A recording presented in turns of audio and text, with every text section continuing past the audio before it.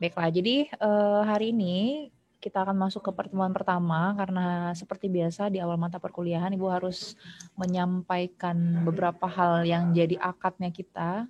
Ini perkuliahan akan seperti apa, terus materinya apa yang akan disampaikan, kemudian juga referensi apa yang digunakan, tugas-tugasnya juga seperti apa, biar kebayang ya fisika lingkungan 2 SKS-nya seperti apa. Jadi ini fisika lingkungan dengan kode mata kuliah TPF 6452.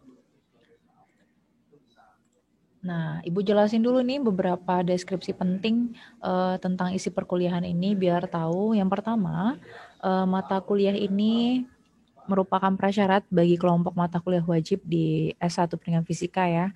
Jadi dalam perkuliahan ini tentunya kita akan mempelajari, menganalisis, dan menyelesaikan konsep-konsep fisika dasar yang kita koneksikan dengan permasalahan lingkungan. Jadi sebenarnya fisika tuh selalu Ibu jelaskan, belajar fisika dasar nggak jauh dari kehidupan sehari-hari, mekanika, termodinamika, sampai ke urusan lingkungan pun ada fisikanya di situ. Jadi sangat luas fisika dalam kehidupan kita.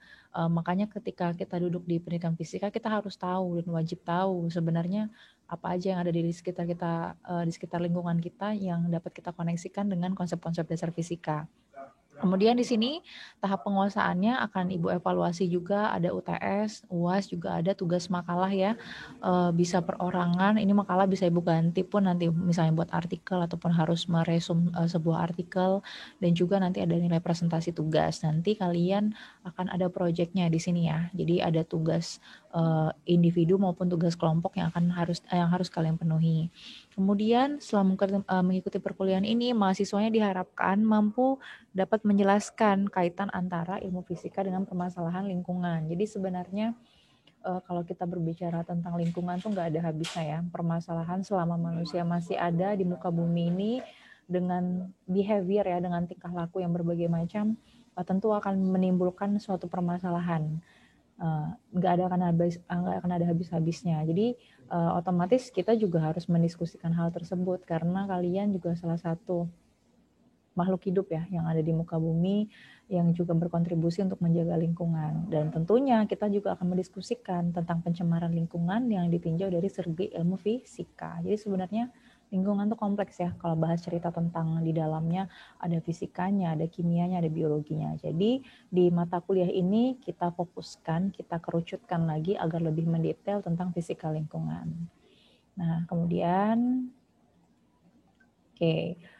ada beberapa materi yang akan Ibu sampaikan dan juga akan kita diskusikan. Yang pertama tentang pembangunan berkelanjutan yang berwawasan lingkungan itu seperti apa. Kemudian juga hukum termodinamika dan lingkungan ya. Ternyata di lingkungan juga ada namanya hukum termodinamika. Kalian sudah pasti belajar ada hukum 1 termodinamika, 2 maupun 3 ya. Itu semuanya erat dengan lingkungan.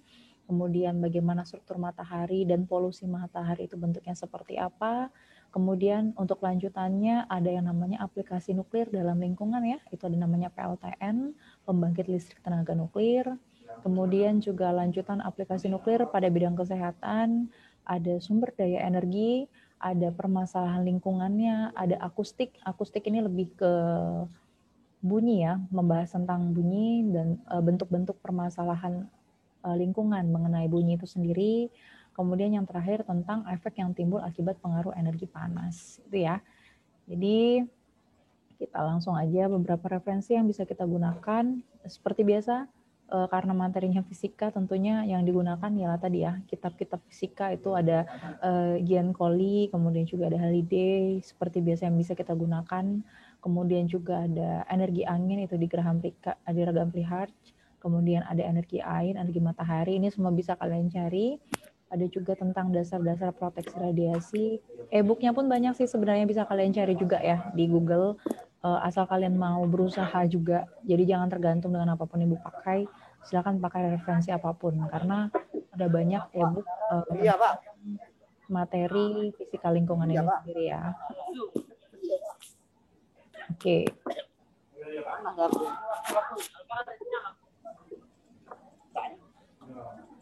Oke, lanjut ya. Sekarang ada pun selain yang hard file referensinya, Bu minta tolong ya, yang belum mute di-mute-kan dulu ya, biar teman-teman lainnya bisa dengar.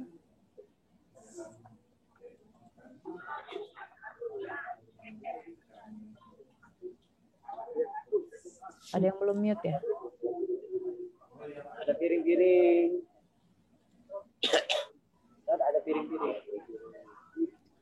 Ada yang belum input, Bu. Nah, ini ada beberapa referensi yang bisa kalian pakai. Ini sebenarnya referensi dari luar negeri ya, jadi dari portal Kanada. Jadi sebenarnya di luar negeri juga sudah membahas hal ini mengenai bagaimana cara mereka untuk memproteksi lingkungan di sekitar mereka di negara mereka masing-masing. Kemudian juga bagaimana cara mereka menanggulangi ya berbagai bencana yang ada di negara mereka masing-masing. Ada angin tornado ya, kemudian juga tsunami yang apa ya istilahnya memang seperti berkala di sana, kemudian juga gempa bumi seperti biasa, perubahan iklim yang juga sangat drastis, itu semuanya sudah ada di portal mereka masing-masing. Jadi silakan kalian baca-baca aja untuk menambah ilmu kalian juga. Karena siapa tahu yang lulus dari S1 pendidikan fisika, siapa tahu mau lanjut S2-nya langsung ke bagian tentang apa ya istilahnya tentang meteorologi ya, bisa bahas ke sana juga. Ini nyambung banget tentang fisika lingkungan. Jadi menurut Ibu nih sangat berguna banget untuk kalian. Silahkan dibaca-baca aja referensinya nanti. Dan yang jelas juga di sini ada portal BMKG ya. Jadi ada Badan Meteorologi dan juga untuk geofisika di sini udah ada. Jadi silahkan dibaca juga. Sebelumnya sebelum pandemi ini berlangsung sebenarnya kita tuh punya proyek. Biasanya kita akan datang ke BMKG, ke kantornya, ke bagian iklimnya dan meteorologinya untuk secara langsung lihat alat-alatnya. Jadi sebenarnya akan lebih seru belajarnya seperti itu. Tapi berhubung karena masa pandemi gini dan kemudian juga posisi BMKG itu seingat Ibu meteorologi lagi proses perpindahan ya. Jadi pindah kantor. Jadi sepertinya tidak memungkinkan bagi kita juga dan kalian juga masing-masing ada di luar kota. Tidak semuanya berkumpul di satu tempat. Kita bisa langsung untuk ngelihat gimana sih proses mereka ketika apa ya melihat curah hujan, bagaimana cara mereka memprediksi hujan itu turun akan seperti apa dengan hanya melihat ketebalan awan yang ada di langit. Itu semua ada ilmunya loh sebenarnya itu ya. Jadi kita belajar secara terbatas aja yang ada dengan referensi yang kita punya, dan juga referensi YouTube itu juga banyak bisa kalian pelajari ya.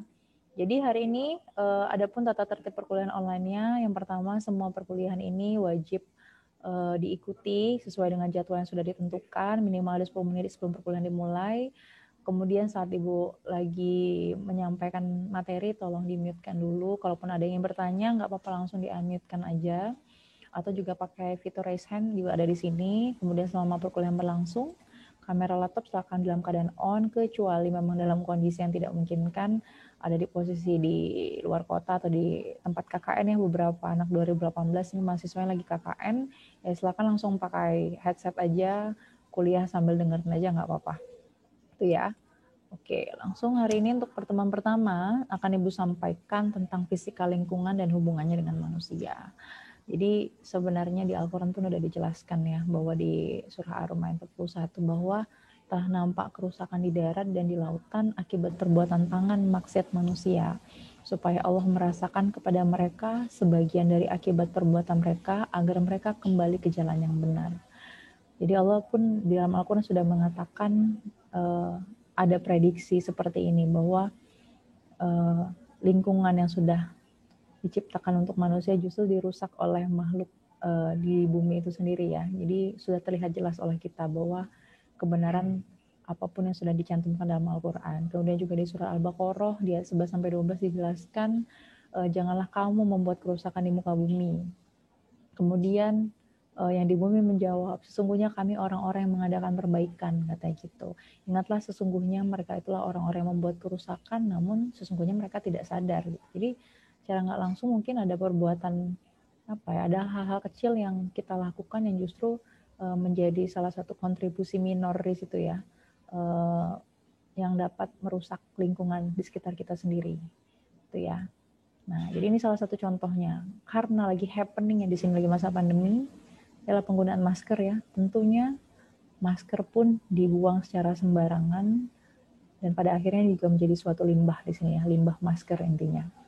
Itu kan, ini udah paling sering kelihatan bahwa beberapa berita di televisi juga menyatakan bahwa ada kawanan burung-burung yang lehernya tuh terikat masker-masker ini gitu. Jadi kalau setiap kali buang masker dibilang potong dulu tali maskernya gitu ya, harusnya seperti itu. Ada istilahnya memang ada prosedurnya. Kemudian juga ini kerusakan di lahan gambut ya, kekeringan. Kemudian ini yang paling krusial yang nyatanya tambang itu selalu dikeruk habis-habisan ya, seperti itu. Tapi untuk solusinya itu selalu masih dalam bentuk kebijakan-kebijakan yang masih sampai hari ini juga masih digodok oleh pemerintah. Kemudian juga di sini ada limbah tumpahan dari kapal tanker yang membawa minyak, itu juga salah satu bentuk kontribusi pencemaran lingkungan. Jadi sebenarnya ini melihat hal yang seperti ini juga menyedihkan karena semakin lama ya bumi semakin menua dan manusia juga semakin merusak kayak gitu. Jadi yang kita pikirkan sekarang, apa yang bisa kalian berikan, apa kontribusi kecil minimal yang bisa kalian lakukan untuk menjaga bumi ini, menjaga lingkungan kita agar tetap lestari ya dan tetap bertahan. Intinya bukan buat yang generasi sekarang, tapi buat generasi selanjutnya itu akan seperti apa gitu. Akan dibentuk seperti apa ya tergantung dengan generasi sekarang yang membentuk bumi itu seperti apa. Oke, lanjut. Nah, jadi ini Ibu udah merekap sih sebenarnya banyak kasus panjang tahun 2020 yang bisa kalian baca. Salah satunya itu ada pencemaran sungai di Luwu Timur Sulawesi Selatan ya. Ini bentuk pencemarannya. Kemudian juga di tahun 2020 di bulan Agustus ada di pesisir Pulau Pari ya, itu tercemar karena 470 kantong limbah minyak mentah itu dikumpulkan. Ini Pulau Pari itu kan salah satu di Kepulauan Seribu Jakarta ya. Nah, ini salah satu bentuk kasus pencemaran lingkungan. Kemudian juga ada pencemaran lingkungan bahaya mikroplastik mulai mencemari tubuh manusia. Jadi sebenarnya ketika kita buang sesuatu yang kena dampaknya itu juga kita loh gitu. Kita buang sampah sembarangan kayak gitu, yang dari tempat pembuangan akhir juga buang sembarangannya ke laut, misalnya seperti tidak ada pengolahan. Laut itu ada makhluk-makhluk hidup yang istilahnya juga secara nggak langsung makan dari mikroplastik itu sendiri. Dan ikan-ikan itu justru ditangkap oleh nelayan dan dijual dan kita juga yang makan kayak gitu. Justru kita sendiri yang secara nggak langsung mendapatkan bahayanya gitu ya. Kemudian ada sungai tercemar kotoran sapi. Ini ratusan ikan mati. Ini juga salah satu bentuk pencemaran lingkungan juga. Jadi ini ada di Blitar ya, di Jawa Timur. Jadi sebenarnya di belahan kota manapun ada banyak kasus terkait tentang pencemaran lingkungan ini sendiri. Sudah sangat banyak ya justru ya. Tapi kalau misalnya kita bilang ada beberapa hal positifnya saat masa pandemi ini kemarin berlangsung, bahwa polusi itu mulai berkurang. Itu kenyataan dan terasa banget salah satunya di Kota Palembang. Mungkin kalian yang sering jogging di Jakabaring ya, karena Ibu memperhatikan banget ngeliatin bagaimana kondisi polusi di sana kan di Jakabaring ketika mau jogging atau segala macamnya ya alhamdulillahnya udaranya terasa sangat menegakkan ketika dihirup kayak gitu. Jadi ada salah satu dampak positifnya juga. Tapi berhubung masa pandemi ini tidak lagi tidak lagi menjadi hal yang krusial atau ditakutkan, ya justru orang ya masih aja tetap pergi keluar gitu ya. Masih aja tetap orang beraktivitas istilahnya tuh di luar bukan kepentingan yang seharusnya gitu. Jadi ya mungkin beberapa saat kemudian, beberapa bulan kemudian sama aja udara akan juga tetap tercemar nantinya dengan adanya polusi-polusi dari kendaraan bermotor itu ya. Nah di Jakarta pun sampai ada yang kelihatan beberapa gunung yang yang mengitari untuk di Pulau Jawa itu ya, di daerah Jakarta tuh kelihatan karena langitnya benar-benar terlihat sangat bersih ya tadi karena dampak dari COVID ini sendiri. Jadi sebenarnya ada beberapa hal positif pencemaran lingkungan atau polusi udara tuh mulai menurun seperti itu ya. Mudah-mudahan ya tadi bukan karena COVID ya, tapi memang karena kesadaran manusianya untuk menjaga lingkungan itu sendiri. Jangan karena ada COVID ya lingkungan baru bersih gitu ya, dikasih musibah dulu baru sadar ya, tidak seperti itu seharusnya ya. Jadi konsep fisika lingkungan itu sepertinya dari awal kita bahas tentang respon organisme hidup. Jadi kita salah satu organisme hidup loh, ada makhluk hidup yang dari tumbuhan, hewan, manusia dan segala macamnya. Jadi respon organisme hidup ini terhadap lingkungan itu seperti apa? Jadi kita itu seperti struktural yang saling membutuhkan ya, jadi satu sama lain. Dan ini tentunya pada lingkungan kaitannya dalam kerangka fisika, proses dan permasalahannya. Jadi ada struktur hubungan antara atas ya di atmosfer sama di bumi, atas bawah itu semua ada hubungannya. Nah itu semua dibahas, itu detail banget di ilmu fisika itu sendiri. Jadi kalau ada yang ngikut tentang mata kuliah ilmu bumi ya, ilmu bumi dan antariksa, itu sebenarnya juga kaitannya di lingkungan. Jadi satu kesatuan sebenarnya kalian sudah mempelajari yang kompleks dari atas sampai ke bawah, itu semua sudah dipelajari di fisika. Nah, kemudian juga ada lautan, belajar tentang hidrosfer, tanah, litosfer, dan juga vegetasi dan biosfer. Semuanya jadi satu siklus.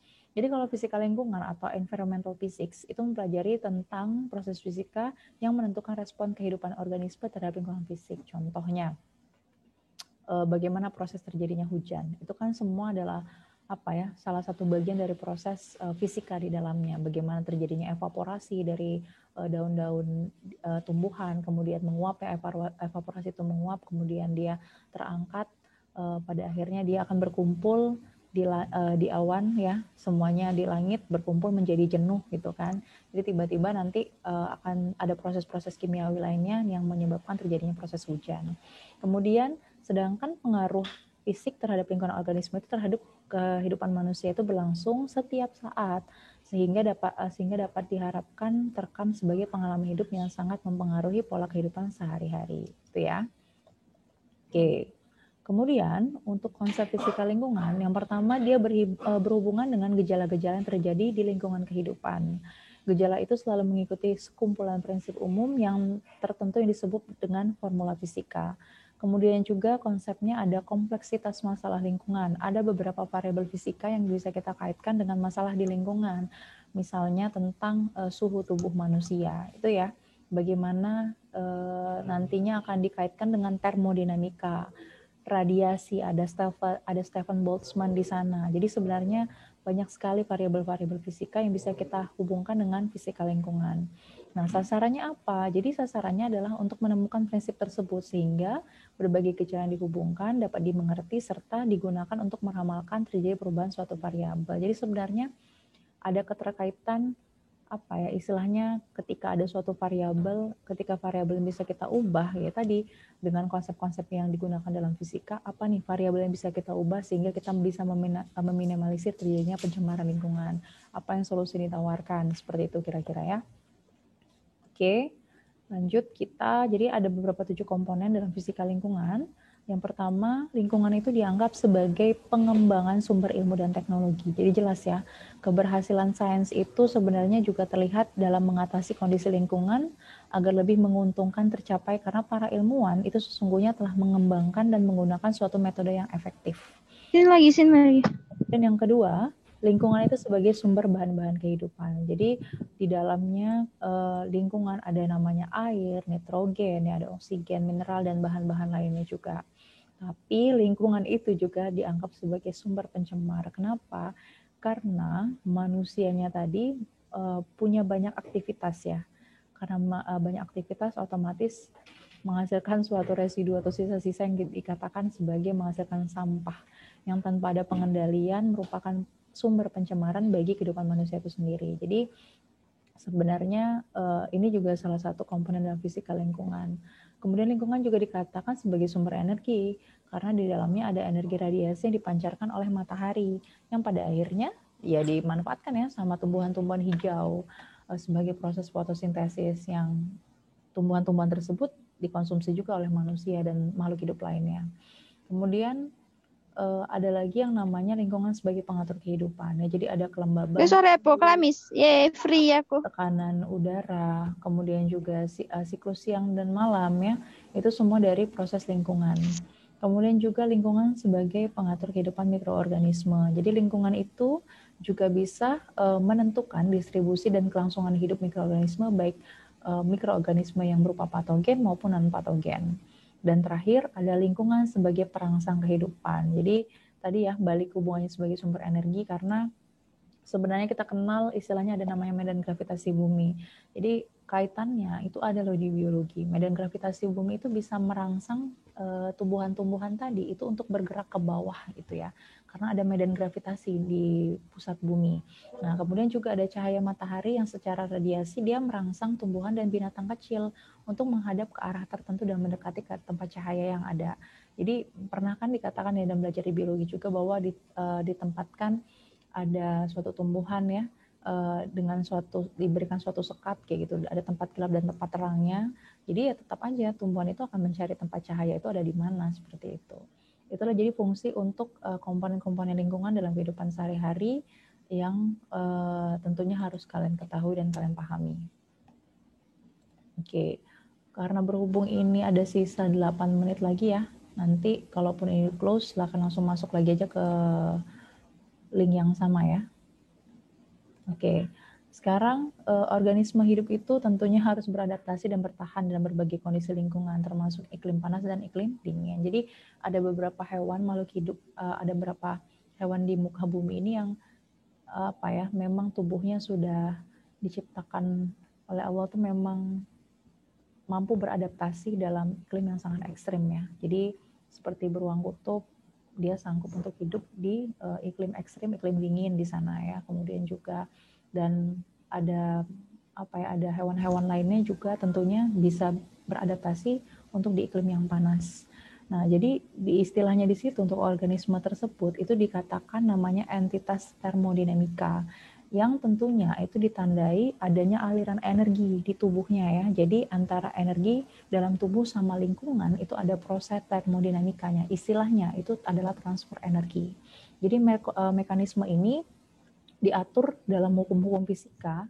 Itu yang pertama ada hukum termodinamika, kemudian juga ada prinsip entropi, di sini ada entalpi, energi bebas Gibbs. Kemudian juga ada prinsip kalor ya, kita pelajari kan, udah teorinya tuh kalian udah paham pasti, ada konduksi, konveksi, radiasi penguapan, kemudian ada hukum pendinginan Newton, dan terakhir ada hukum radiasi Wien dan Stefan Boltzmann. Jadi ini sebenarnya dalam materi-materi dasar yang mungkin ada yang lagi belajar gelombang sekarang, kemudian juga ada yang sudah mendapatkan materi fisika dasar tentang kalor.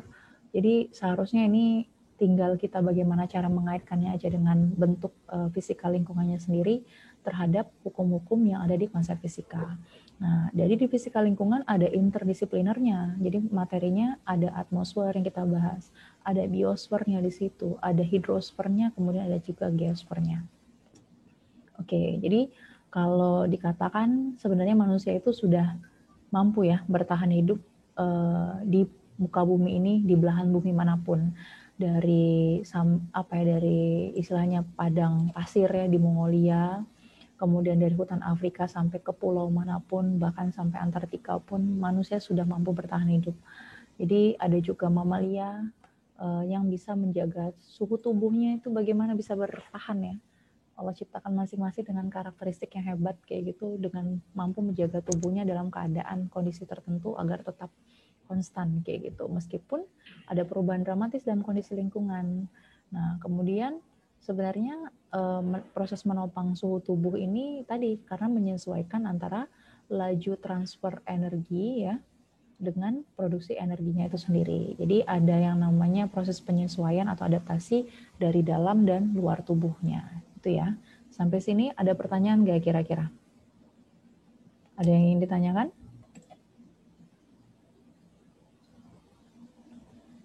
Belum? Belum ada yang mau ditanyain ya? Oke, kalau belum ada yang mau ditanyakan, Ibu lanjut ya. Jadi kita membahas tentang fisika lingkungan dan manusianya, nanti tentunya akan ada tugas yang saya berikannya di akhir, karena kalian harus mencari konsep-konsep ini, kira-kira di 5 konsep yang sudah Ibu cantumkan ini, silakan nanti pilih aja salah satunya, mau hukum termodinamika, boleh entropi, boleh entalpi, yang pasti beda-beda ya, maksudnya apapun yang kalian angkat dan kalian bahas itu harus beda-beda bentuknya dengan versi kalian masing-masing kalaupun ada yang sama. Dan itu dikaitkan dengan lingkungan. Jadi dalam proses lingkungan itu seperti apa? Kalau dikaitkan dengan radiasi nih, dengan self-watchman itu kan kaitannya misalnya dengan matahari itu sendiri dari segi struktur dan polusinya. Kemudian juga bagaimana prinsip konduksi, konveksi, radiasi, dan penguapan. Itu kan semuanya ada di proses penguapan juga, bagaimana di siklus hujan itu terjadi. Itu kan semua ada proses fisikanya. Jadi kalian nanti untuk tugas pertama nanti juga Ibu jelaskan di akhir juga, harus kalian cari apa sih konsep fisikanya itu letaknya di mana sih. Variabel apa sih yang dapat dikoneksikan dengan materi-materi yang ada di fisika lingkungan itu sendiri. Itu ya kira-kira. Boleh di pencemaran, boleh silakan di pencemaran air, udara, tanah, bunyi sekalipun. Kalau misalnya memang di situ kan biasanya bunyi akustik kan banyak ya. Ada bahas juga tentang intensitas bunyi. Intensitas kan kaitannya juga dengan energi, ada tentang taraf intensitas juga. Jadi bisa sangat akan sangat mudah seharusnya kalian kaitkan dengan konsep-konsep fisikanya. Oke. Nah, sebelumnya kita membahas ini, Ibu tanya dulu nih, ada yang pernah dengar nggak yang namanya pembangunan berkelanjutan untuk berwawasan lingkungan? Ada yang pernah dengar nggak ini? Atau pernah baca? Boleh. Pernah dengar Ibu. Oh, pernah dengar. Gimana nih? Yang didengar sepintas seperti apa? Yang berwawasan lingkungan dan pembangunan berkelanjutan ini? Yang sedapatnya aja sih, yang pernah didengar. Yang pernah didengar saja ya Bu ya. Iya, nggak apa-apa. Dia itu Bu sebagai upaya secara sadar untuk memadukan lingkungan hidup saya itu Bu. Yang pernah Rahmi baca tuh. Dia tuh termasuk tuh sumber daya alam. Nah, itu dalam proses pembangunan. Yalah untuk menjamin kesejahteraan hidup generasi masa sekarang sama masa depan kayak itu Bu. Iya. Yang pernah Rahmi dengar. Siap. Jadi itu ya. Kalau yang dikatakan oleh si Rahmi tadi sudah hampir mendekati, itulah tadi ya gambar secara umum bahwa bentuk pembangunan berkelanjutan berwawasan lingkungan itu ya. Jadi sebenarnya ini sudah dicanangkan dan sudah ada kebijakannya ya di Indonesia bahwa ketika membangun suatu infrastruktur berupa bangunan yang berbentuk fisik gitu ya, ada aturannya. Jadi bagaimana menempatkannya, bagaimana pembuangan limbahnya. Apalagi kan kalau pabrik kan nggak sembarang dibangun, pasti ada perizinannya yang sudah dipenuhi sampai pada akhirnya pabrik-pabrik tersebut terbangun di suatu daerah kayak gitu kan. Nah makanya tadi ini kita perlu bahas nih di fisika lingkungan. Jadi ada namanya pembangunan berkelanjutan tapi harus tetap berwawasan lingkungan. Ya gitu kira-kira. Seperti apa sih Bu? Jadi secara etimologi kalau kita bahas pembangunan itu artinya kan bangun ya. Bangun itu artinya sadar. Tadi dibilang sama Rahmi bahwa upayanya itu upaya secara sadar. Dia untuk bergerak, bangkit, dan berdiri. Jadi dalam artinya bahwa bangun itu ya tadi bisa membina, dalam kata kerja bisa mendirikan gitu ya. Jadi dalam beberapa referensi, Cokroaminoto tuh menyimpulkan katanya ada beberapa makna dari suatu pembangunan itu sendiri. Yang pertama, pembangunan itu adalah proses perubahan sosial dari tatanan hidupan masyarakat yang lebih baik. Jadi yang dari awalnya berekonomi yang kurang menjadi ekonomi lebih baik, itu salah satu bentuk pembangunan juga. Kemudian juga yang dari awalnya istilahnya pembangunan yang konvensional yang sangat tradisional menjadi bentuknya modern, itu juga salah satu bentuk pembangunan.